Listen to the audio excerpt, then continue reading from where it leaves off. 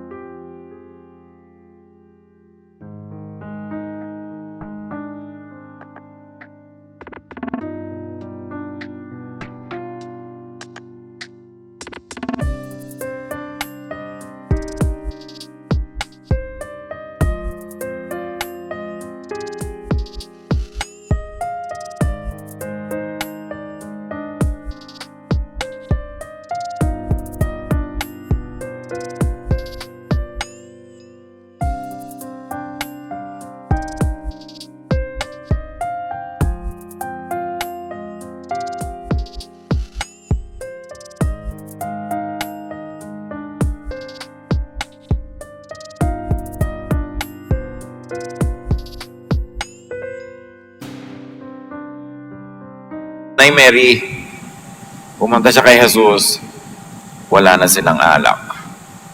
There is an unsaid, do something. Kailangan matuloy ang party. Kailangan hindi mo na mag-uwian. Kailangan ang kaligayahan ay malubos. Kawawa mga tao. Babalik na naman sila sa kanyang mga napakahirap na pamumuhay. John 2:4-5. Jesus replied, Mother, my time hasn't come yet. You must not tell me what to do. Mary then said to the servants, do whatever Jesus tells you to do. Sabi ni Jesus, ipaubaya na lang po ninyo sa akin ito, ginang. Ako na ang bahala dito. Pero sabi ni Maria sa kanyang mga kasamahan doon, mga katulong, mga utusan, kung ano man ay paggawa sa inyo, gawin ninyo. So, Nanay Mary believed that Jesus would willingly do something to keep, to extend, and to heighten the people's happiness. This is the first recorded intercession. It was not something that many people would consider profound, or religious, or heavenly. It was to do something about the wine that suddenly ran short of supply. John 2:6. At the feast, there were 6 stone water jars that were used by the people for washing themselves in the way that their religion said they must. So may mga tapayan dong bato, tulad ng mga tapayan dito sa Pilipinas noong nakaraang mga panahon, pinupuno ito ng tubig, panghugas nila sa kanilang mga kamay, sa kanilang mga paa, sa kanilang mga mukha, bago sila magsimula ng mga ritual at mga dalangin, tulad ng ginagawa ng mga Muslim hanggang sa ngayon. Naguhugas sila. Ritual washing. Ang mga ito, sabi ng Tagalog version, ay nakalaan para sa paghuhugas ayon sa ritual ng mga Hudyo. So may mga tapayan doon, pero ang gamit doon pang relihiyoso. Hindi sila common mga jars. Sila ay para sa religious purpose at nakalaan sila para doon lamang. Kaya dito sa okasyon na maraming tao, maraming mga ngailangan ng tubig, mga panghugas, mga iinumin, mga nakataob yung mga tapayan, hindi ginagamit sa ganitong mga activities. So nandun daw at merong malalaking tapayan mga nakataob doon. John 2:7-11. Jesus told the servants to fill them to the top with water. Kailangang punuin. Sabi ni Mary sa servants, sundin niyo kung nagpagawa sa inyo. At sabi ni Jesus, punuin ninyo, umigib kayo ng tubig, at punuin niyo ang mga banga na ito hanggang umapaw. Sinabi ni Jesus sa mga tumutulong doon, punuin ninyo ang tubig ang mga banga. At pinunungan nila ang mga banga na halos mag-umapaw. Pagkatapos sinabi niya, Kumuha kayo ng kaunti at dalhin nyo sa namamahala ng handaan. Dinalhan nga nila ang namamahala at tinikman nito ang tubig na naging alak. Hindi niya alam kung saan nanggaling yun, subalit alam yan ng mga sumalok ng tubig. Kaya tinawag niya ang lalaki kinasal at sinabi, masarap na alak ay unang inihahain. Kapag marami nang nainom ang mga tao, saka inihahain yung mababang uri. Ngunit sa huli ninyo nilabas ang masarap na alak. Sabi nitong Maitre d', chief waiter, kakaiba kayo ha, sikat kayo ha. Yung iba, yung konting mamahaling alak, yun ang una. Para gutom pa yung mga tao, uhaw pa, sensitive pa sa lasa, ma-appreciate yung mahal na alak. Pero pag medyo nakakalimot na, sumasaya na, nabubusog na, hindi na nila mapapansin yung quality ng alak. Doon yung inilalabas yung mumurahin. Pero kayo ha, mas may ilalabas pa pala kayong mas masarap. Nasa panghuli pala ang mas masarap pa. Humanga yung tumikim. Pinapatikim sa kanya bago i-serve. Parang sa mga handaan ngayon, pag sa restaurant o ikaw yung host, papatikim muna sa'yo nung waiter kung ikaw yung parang magbabayad ng dinner. Sa'yo ay papatikim yung wine. Approve mong i-serve. So inapprovean at sabi niya, superior wine. Hindi ako nakakita ng mga ganitong mga kagawian na sa kapal ng mas. So in other words, the water that was turned into wine by Jesus was far superior to the original wine that was served. Ang nangyari ito sa Cana ng Galilea, ang unang himalang ginawa ni Jesus. Sa pamamagitan nito, inihayag niya ang kanyang kalwalhatian at naniwala sa kanya ang mga kaibigan. Unang himala, unang intercession, unang pakiusap, alak. Hindi religious people, sakit mo.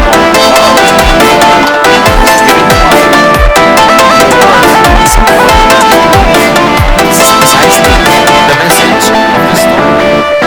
Ano ang mga lessons na immediately napakadaling mapulot sa kwento nito? Making and keeping people happy, giving people pleasurable enjoyment, making life delicious was Nanay Mary's concern and object of intercession. Hindi niya inilapit ang mga may kapansanan, ang mga lupong, ang mga bulag. Hindi niya inilapit ang political situation ng bansa. Hindi niya inilapit ang mga kasalanan ng mga prostitute. Ang inilapit niya, sabi niya, wala nang nalaman.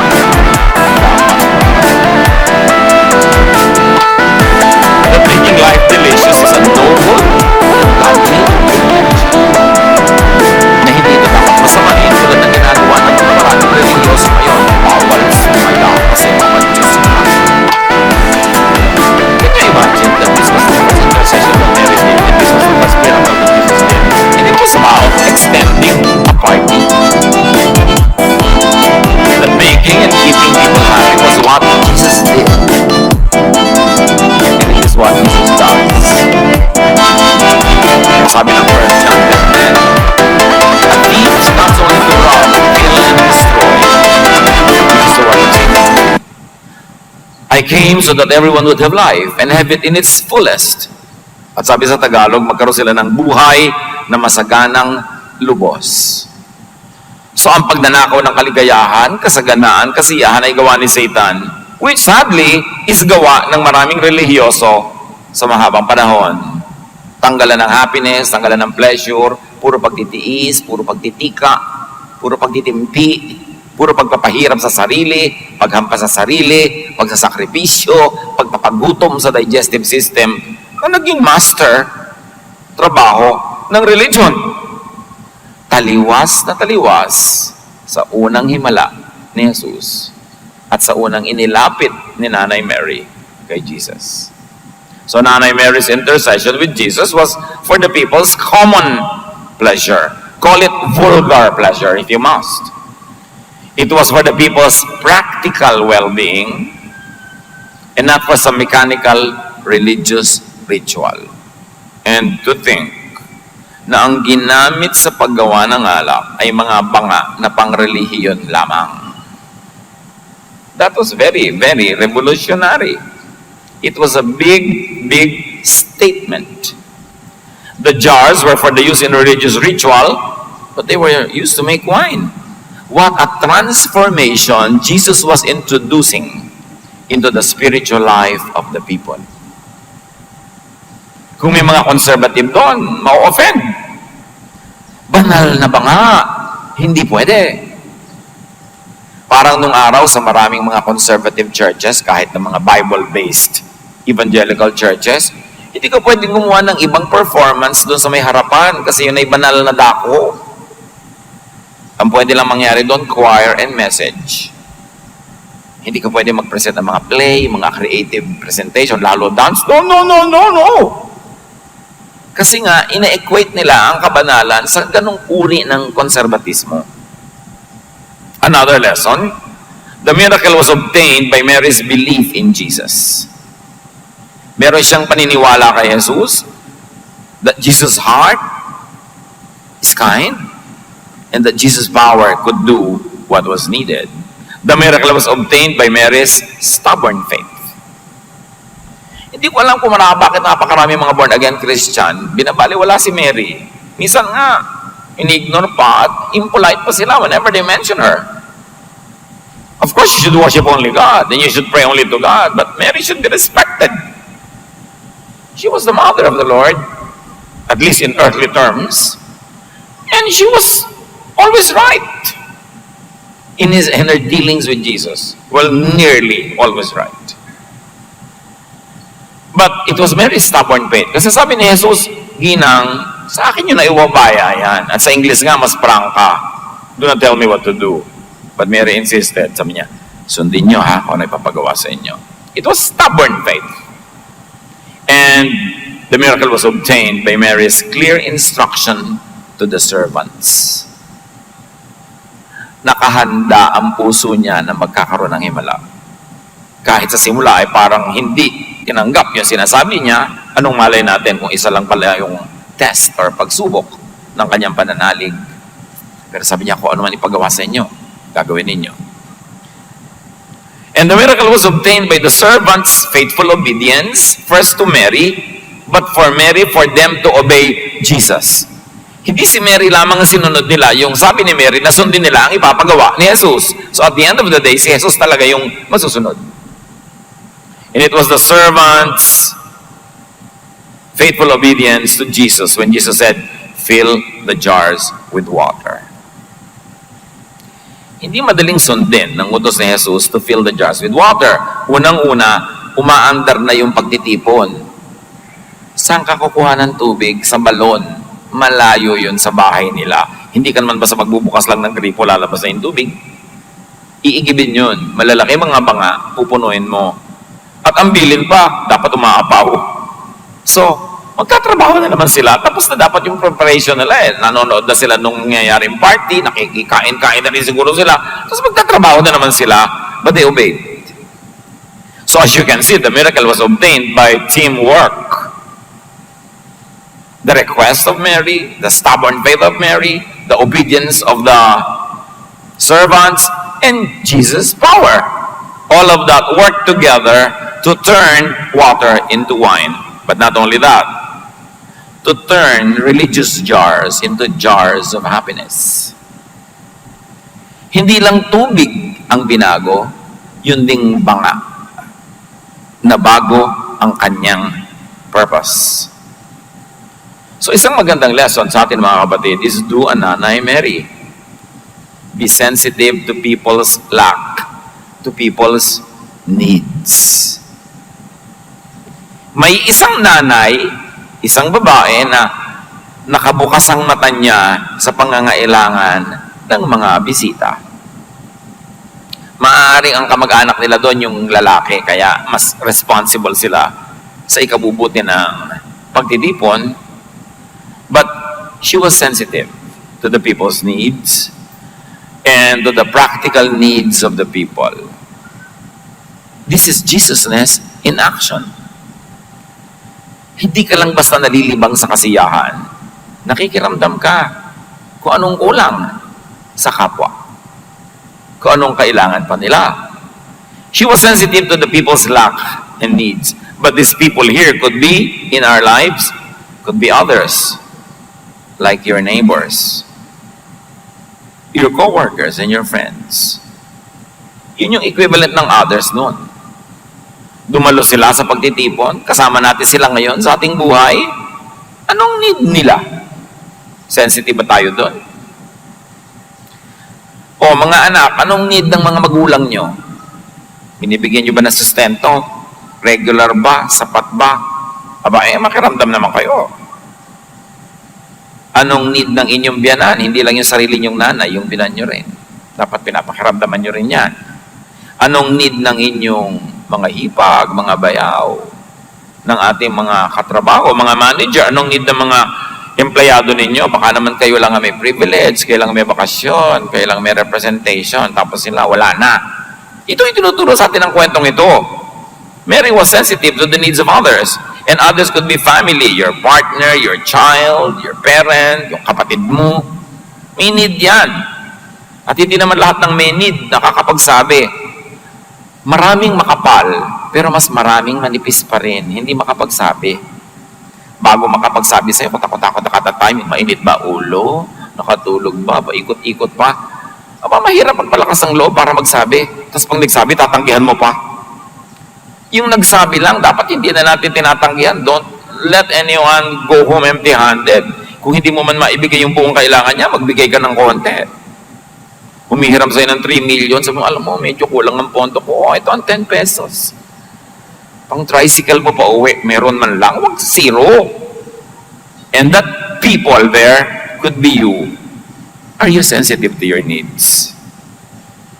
O baka tayo ay in self-denial, kunwari walang need, kunwari masaya, malungkot naman pala, kunwari kontento, hindi naman pala. Tayo yun eh.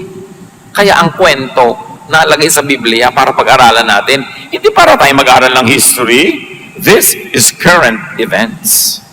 And that's how you make the Bible become alive. When you turn yourself into one of the characters, or some of those characters, and then make the story apply to your need, to your situation today. So ano ang kulang sa kanila ng mga tao sa ating paligid? Ano kaya ang kulang at kailangan mo, kapatid?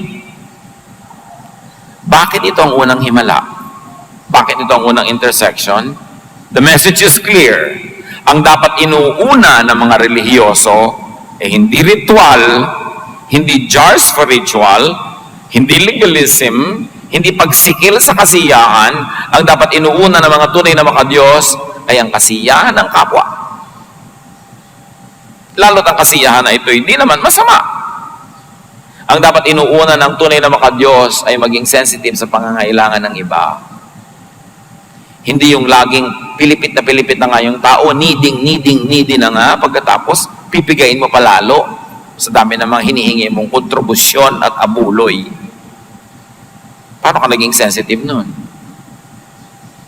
Sensitive ka sa tao. Yun ang dapat unang effect sa atin ng ating pananalig, ng ating pananampalataya. Hindi yung sisikilin mo sila, kundi hahabaan mo pa ang kanilang kaligayahan at kung kinakapos ay gagawa ka pa ng paraan para sila sumaya. Dumating si Jesus para magpasaya ng tao, hindi para magpalungkot. Dumating si Jesus para bigyan tayo ng bagong kahulugan ng pagiging anak ng Diyos. And of course, believe in Jesus. Believe that Jesus wants people, that Jesus wants you happy. It will inform your spirituality. It will frame your mindset. Kung alam mo from the beginning that the first miracle of Jesus was to make people happy. To extend a party. Remember this, yung mga lampas na sa langit ng kabanalan, pray even for just wine. Yun nga ang unang intercession eh. Yun ang unang himala. Ibig sabihin, hindi yun maliit na bagay. At hindi yun masamang bagay. Ang masama ay nagkalasig-lasig ka na, nanakit ka na ng tao, nakapatay ka na, nag-drive ka, nakasagasa ka, yun. But wine, table wine for enjoyment, that supplemented the taste of food, that allowed people to converse, have something to sit around and talk among themselves. That was the first miracle. There is nothing you can do about it. It's the first miracle. Kaya dapat yun ma-appreciate. Inspire and move others in that frame of faith. And like the servants, work in that frame of faith. Kasi yung servant niya, bakit naman tayo i-give? Bakit natin ito pupunuin itong mga ceremonial jars? Wala naman seremonya. Wala namang ritual. Bakit natin pupunuin ng tubig ang ritual jars? Huwag na lang, nakakapagod. But no. Against their own reason, they believed in the higher reason, first of Mary, then of Jesus. Sabi ni Jesus, di gawin natin. Naiintindihan man natin o hindi. Siya ang may sabi, di gawin. And then, kaya sila ang unang nakasaksi ng himala. Hindi naman alam nung master of the feast na tubig lang yun na naging wine eh. Sinong nakakaalam? Sila na umigib. Alam niyo kung sinong nakakakita ng himala ng Diyos?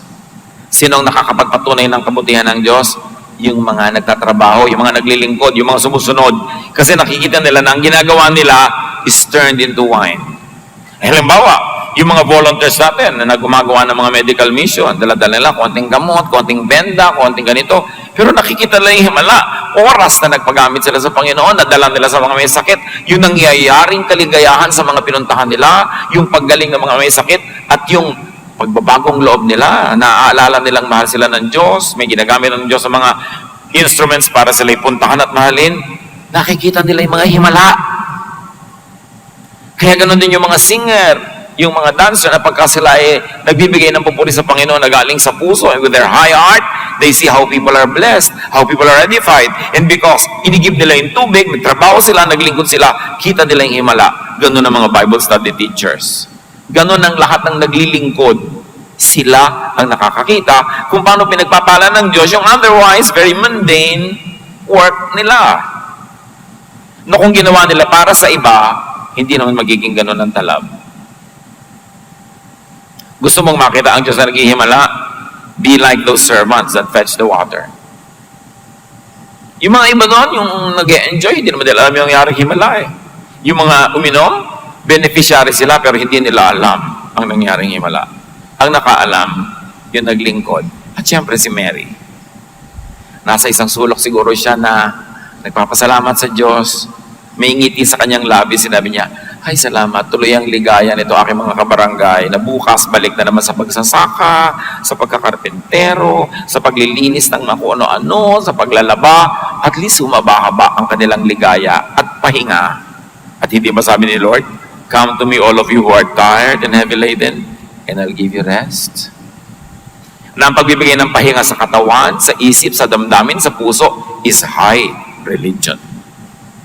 Hindi makahabang dasal, hindi mga usok-usok at mga kampana, hindi mga paghahampas sa sarili at mga pagdurusa, kundi pagpapasaya sa tao. Yun ang kalooban ng Panginoon. Sabi niya, I came that you might have life and have it to the full. Bakit mo lang naging born again Christian ka? Lalo kang lumungkot, lalo kang nasikil, lalo kang nagjeta, para ka ng skeleton, ka-fast every day. Pag umuulan, di ka na nababasa. Hindi ka natamaan ng patak ng ulan sa kapayatan. Yung bang gusto ni Jesus para sa'yo? Yun siguro ang gusto ng mga religious leaders. Dapat hinihiwalay natin kung ano talaga yung turo ni Jesus. Kaya pag binalikan mo yung Bible, magtataka ka, bakit yan ang first miracle? Yung iba nga hindi pa yung tinuturo eh. Sabi na huwag natin ito ituro. Baka mga tao mag-enjoy. Kaya nga nandiyan yan eh. Para natin pag-aralan. At isang maganda leksyon is to do something to help people be happy and stay happy. Counselor ka, may humihingi sa'yo ng payo. Anong ending ng payo mo?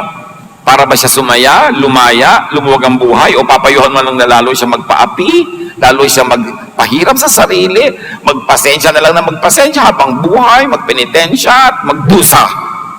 So pagka ganun kang klaseng counselor, kawawa ang counseling mo. Lahat ng lumapit kay Jesus, umuwing masaya. Dapat ganun ang talab ng ating ministry sa mga tao. So do it yourself as Jesus did, and intercede and help as Mary did. Talaga naman nag-intercede siya eh. At lahat tayo pwede mag-intercede. Ngayon, gusto niyo mag-intercede para sa mga tao, huwag niyo na sabihin kay Mary na, Mary, pray for us. Ikaw na mag-pray. Ba't mo pa siya uutusan? Nananahimik na nga siya eh. Ang mga tao kasi walang ginawa kundi utusan si Mary, pray for us. Sabi niya, bakit ako pinag-pray mo? Ba't di ka mag-pray? Kailangan pag dumaan talaga sa akin yan, 1 billion people praying to me 24/7, paano ba ako magpapahinga? So kailangan tayo, ang gumawa ng ginawa ni Mary, huwag natin iutos sa kanya yung dapat ay ginagawa natin. Tayo ang mag-pray. Eh bakit po doon sa kwento? Eh wala ka naman doon sa kwento, kaya siya gumawa. Eh ngayon, buhay natin to, ikaw mag-pray. Ikaw mag-intercede. Ikaw maging sensitive. Do a Mary. Do not ask Mary to do it for you. And be an instrument as the servants did. Sayang ang religious jars, sayang ang religion kung hindi ito nagpapasaya. Yun ang mensahe ng mga jars na ginamit para sa kasiyahan. Hindi lang dapat nakataob yan dyan na walang laman. Dapat ay umaapaw. Pumupunta sa tao yung kasiyahan na gustong-gusto ng Diyos na ibigay sa kasiyahan. And of course, do something to help people and help yourself to be and to stay happy. Jesus wants you happy. And let's be a Mary, let's be an instrument, let's be the workers so that people will enjoy such things. Para tayo blessings sa iba. Hindi naman, nung nakita ni Mary ang wine, sabi niya, it's a sin. Hindi Sabi niya, wala nang wine, dapat dagdagan. And it's a great lesson. Baka mamaya malasing-lasing na kayo dyan. Tapos sabi kasi ng pastor namin yan. Hindi na pinag-uusapang malasing. The wine is a symbol of enjoyment of anything. So, kung masarap na ulam yun, kung bagong labang kumot, ano man yun sa buhay nyo, pasarapin nyo yung buhay. Ang hirap-hirap namang humiga sa una na yung punda, nahihiwa ka na sa tiga sa dami ng dumi. Palambutin, lagyan ng pampabango. Yun ang wine ng iyong paghiga. Ang bahay, ayusin, lagyan ng mga palamuti na nakakapagpasaya. Pasayahin. Ang marriage nyo, mga kapatid na mga may asawa dyan, may mga partner dyan, pinapasayan nyo ba? Baka ang tagal nang walang wine. Yung, ang tagal na. Wala na kayong kasiyahan, hindi na kayo wahalakhak, puro na lang kayo trabaho everyday, inaatupag, hindi ninyo na pinapasaya ang isa't isa. Tatandaan nyo ang first miracle was to make life more enjoyable. Sa bahay nyo ba, yun yung wedding ninyo yun yung inyong reception. Sensitive ba kayo? Wala nang wine. May kinakain pa ba inyong mga anak? Minsan may mga magulang na saksakan ng batugan. Wala nang kinakain yung mga anak. Hindi na nga wine wala nang kanin. So sensitive ka. Meron tayong pananagutan sa isa't isa. In your neighborhood, pinapaganda nyo ba yan? O kasama kayo sa nagkakalat, kasama tayo sa nagpapark sa mali, nagpapasikip sa traffic. Sa church ba, may wine pa? Tinitignan ba, ano kaya ang need ng church? Ano bang pwede kong idagdag dito? Kahit saan ka naroon, dapat para kang si Mary. Nagtitingin ka, ay walang ganito. Hindi reklamo ka ng reklamo. Ang gaspang-gaspang po ng toilet paper sa banyo, pastor. Eh di magdala ka na malambot. Ikaw ang nakakita na walang wine, hindi magdala ka, gumawa ka ng paraan dyan. Hindi yung puro ka reklamo sa buhay. Ganun tayo dapat sa ating mga pamilya, mga kaibigan, be a Mary. Sensitive. At inilapit niya yon, like the servants, and of course, by the power of Jesus. James 1:27. Ang relihiyon na dalisay at walang dungis sa harap ng ating Diyos at Ama ay ito.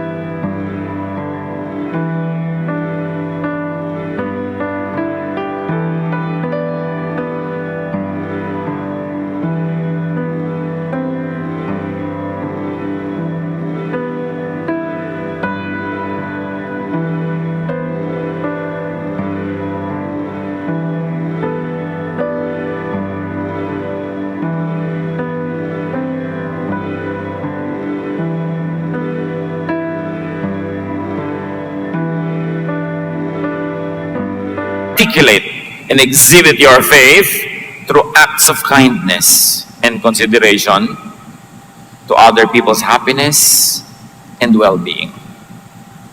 Pasayahin yung mga tao na malungkot. At kung masaya na sila, huwag kayong killjoy. High religion wants people to be rested, relaxed, happy. High religion is not killjoy. It's not a spoiler of people's fun tulad ng akala ng iba. So be merry, be sensitive. Sino ang mga bisita nyo sa inyong buhay na may kakapusan, kasalatan, na through your intercession, through your practical help, could be reached by the love of God? Dear God, buksan niyo po ang aming puso kung paano kami magiging tulad ni Mary at ng mga servants na naging kasangkapan sa pagpapasaya ng mga tao, pagdagdag ng kulay sa kanilang buhay. At turuan niyo rin po kami, Lord, to be appreciative. Kung kami naman ay namiministera ng iba, maging appreciative kami sa inyong mga pagpapala, sa inyong mga binibigay sa amin. And the highest form of appreciation is by extending your goodness that we receive and by giving it to other people. Ipaliwanag mo sa amin ang pahulugan ng kwentong ito sa aming pang-araw-araw na buhay at makapamuhay kami ayon sa leksyon na itinuturo ng unang himala ng iyong anak na si Jesus. So, mandali natin pagbulay-bulayan ang kahulugan nito sa ating buhay.